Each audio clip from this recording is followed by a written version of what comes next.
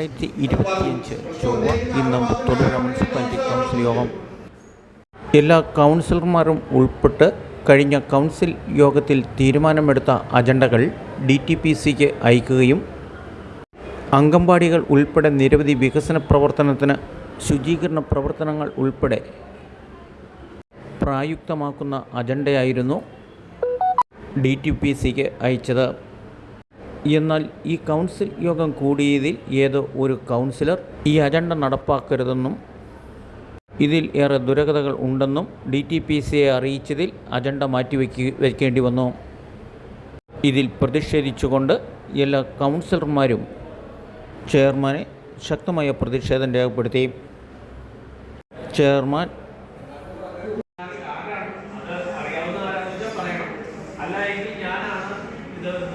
അവർ പറയും അതെന്തായാലും നമ്മുടെ സഭ്യാധിപാർ പറഞ്ഞ കാര്യത്തിനോടാണ് എനിക്ക് ആ ചെയ്തതാണ്. അല്ല എങ്കിൽ മാന്യതയുള്ള ആളാണെങ്കിൽ ഈ പണി ചെയ്തത് ഈ കൗൺസിൽ ഇരിക്കാൻ യോഗ്യല്ല, ഒരു രാജ്യം ആരാണ് എനിക്ക് തോന്നുന്നത് ഞങ്ങളുടെ കൂടെയുള്ള ആരും തന്നെ ഇങ്ങനെയുള്ള പണി പുറകിൽ നിന്ന് കുത്തുന്ന അല്ലെങ്കിൽ സഭ്യാധിപാർ പറഞ്ഞ ആ ഒരു തരത്തിലുള്ള ആളാണെങ്കിൽ സാധിക്കുള്ളൂ. അവർ ഈ കൗൺസിൽ ഇരിക്കാൻ യോഗ്യല്ല, അവർ രാജിവെക്കണം എന്നുള്ളതാണ് എന്റെ അഭിപ്രായം.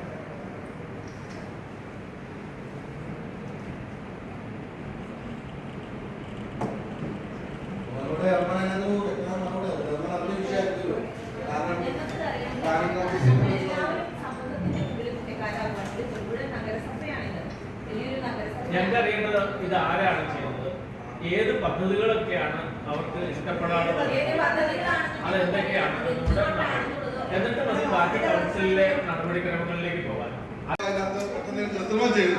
എന്ന് ബോധ്യപ്പെട്ടിട്ടുണ്ടെങ്കിൽ ശരിയാണ്. പക്ഷെ അങ്ങനെ ഒരു കാര്യം ചെയ്തില്ല. നമ്മൾ കൂടി ആലോചിച്ച് നമുക്ക് പ്രത്യേക ചിന്താഗതികൾ ഉണ്ടായിരിക്കാം, പ്രത്യേക താല്പര്യങ്ങൾ ഉണ്ടായിരിക്കാം, അവരുടേതായ രാഷ്ട്രീയം ഉണ്ടായിരിക്കാം, ഇതെല്ലാം ഉണ്ടായിരിക്കാം. പക്ഷെ അതെല്ലാം ഏകോപിപ്പിച്ചുകൊണ്ടാണല്ലോ നമ്മൾ ഇതിനുള്ളിൽ നിന്നുകൊണ്ട് ഓരോ വാർഡിലെ ഓരോ മേഖലയ്ക്ക് ഓരോ സംവിധാനം അനുസരിച്ചുകൊണ്ട് തോന്നിക്കുന്നതോ ചെയ്യുന്നതോ യാഥാർത്ഥ്യമാകുന്നു. അങ്ങനെയുള്ള അഭിപ്രായങ്ങളുണ്ടെങ്കിൽ ഇവിടെ പറയണം. ഇപ്പൊ ചെയർമാൻ അറിഞ്ഞിട്ടുണ്ട്, DPC കൂടി പ്ലാനിംഗ് ഓഫീസർ വിളിച്ചിട്ടുണ്ട്, അല്ലെങ്കിൽ പ്ലാനിംഗ് കമ്മിറ്റി താരം വിളിച്ചിട്ടുണ്ട്. നിങ്ങളുടെ പ്രോജക്റ്റിന് വിഷയമുണ്ട്, അല്ലെങ്കിൽ പ്ലാനിംഗ് സെക്ഷനിലിരിക്കുന്ന ഉൾപ്പെടെയുള്ള ആളുകൾ വിവരം അറിയിച്ചിട്ടുണ്ട്. ഏറ്റവും വലിയ വെല്ലുവിളിയാണ് അത് മനസ്സിലാക്കാൻ. ചെറിയൊരു കാര്യമല്ല. ഇപ്പൊ അത് പെൻഡിങ്ങിൽ വെച്ചാൽ 6 പ്രോജക്റ്റിന്റെ കൂടെ 10-150 പ്രോജക്റ്റിന്റെ കൂടെ നിൽക്കട്ടോ. തൊഴിൽ പ്രാവശ്യം അംഗീകരിച്ചിട്ടാണ്, പഠിച്ചിട്ടാണ്. അത് നോക്കുകയെന്ന് പറഞ്ഞാൽ എന്ത് ചെയ്യും? ആരുടെയെങ്കിലും സംഖ്യ ഉപയോഗിച്ചുകൊണ്ടോ മറ്റു കാര്യം ഉപയോഗിച്ചോ ചെയ്യാൻ പറ്റുന്ന കാര്യമല്ല. അത് പ്ലാനിംഗ് ഓഫീസർക്ക് മാത്രം അറിയാത്തപ്പെട്ട കാര്യമാണ്. ചെറിയ കാര്യമല്ല. തെറ്റ് പറ്റിയിട്ടുണ്ടെങ്കിൽ അതിന്റെ കാര്യകാരണം പറയാൻ സംസാരിക്കാൻ മറ്റൊക്കെ ഇതേ പറയുന്ന പ്രസക്തിയായിരിക്കാം. പക്ഷെ ഈ ഒരു കാര്യകാരണം അതിന്റെ ഗൗരവം മനസ്സിലാക്കണം. അതാണ്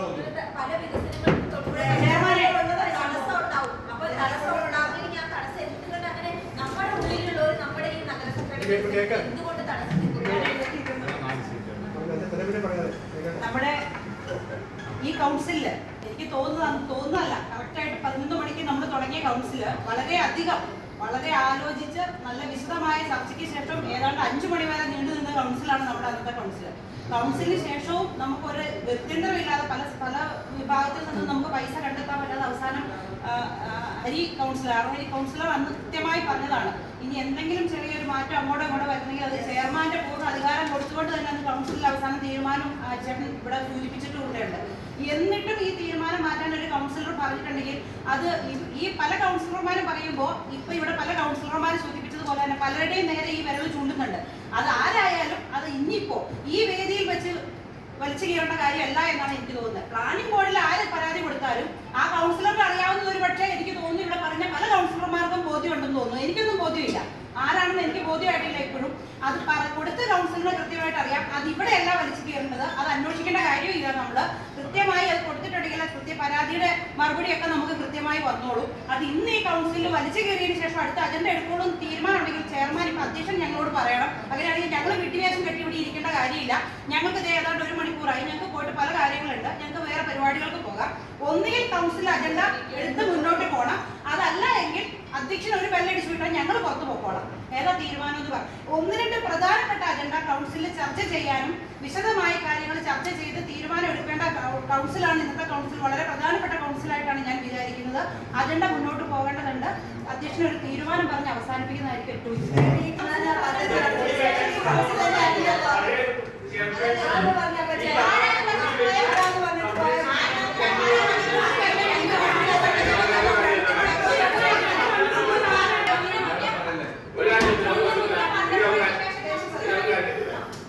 നമ്മുടെ DPCക്ക് പോയത് എത്ര പ്രോജക്റ്റാണ്? അതെല്ലാം പാസ്സായോ? ഏതെങ്കിലും മാറ്റി വെച്ചിട്ടുണ്ടോ? ഏത് തരത്തിലുള്ള പരാതിയാണ് പോയത്? വ്യക്തമാണോ? ആ പരാതി വാലിഡിറ്റി ഉണ്ടോ? ഇത്രയും കാര്യങ്ങൾ കൃത്യമായിട്ട് പറയണം.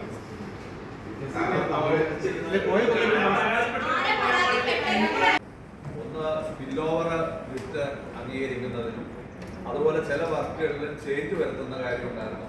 അതുമാണ് നമ്മൾ പ്രധാനമായിട്ടും കൊടുത്തിട്ടുള്ളത്.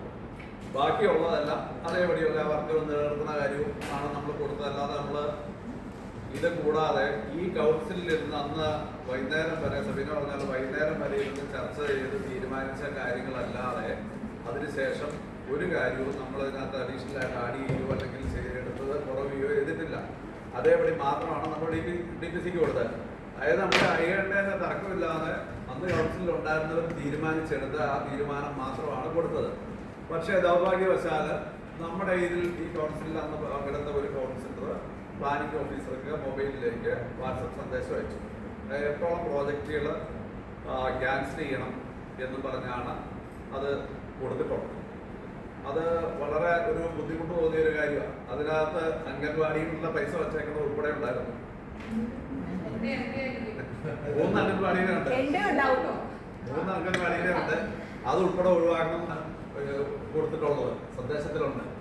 അപ്പൊ അത് ഇതിനകത്ത് എനിക്ക് ഒരു രാഷ്ട്രീയം എങ്ങനെയാണെന്നുള്ള എനിക്ക് മനസ്സിലാവുള്ള കാര്യം ബാക്കി പലർക്കും മനസ്സിലായിട്ടുണ്ടെന്ന് ഞാൻ. അപ്പൊ തെറ്റ് അല്ലെങ്കിൽ ചെയ്ത കാര്യം സ്വയം പറയാൻ കഴിയുന്നവരാണ് പറയേണ്ടത്. ഇല്ലെങ്കിൽ അത് അവിടെ വെച്ച് അവസാനിപ്പിക്കുക. നമ്മുടെ ബാക്കി കാര്യങ്ങൾ കൊണ്ടുപോകണമെന്നാണ് എന്റെ അഭിപ്രായം. പിന്നെ അതിന്റെ അവിടുത്തെ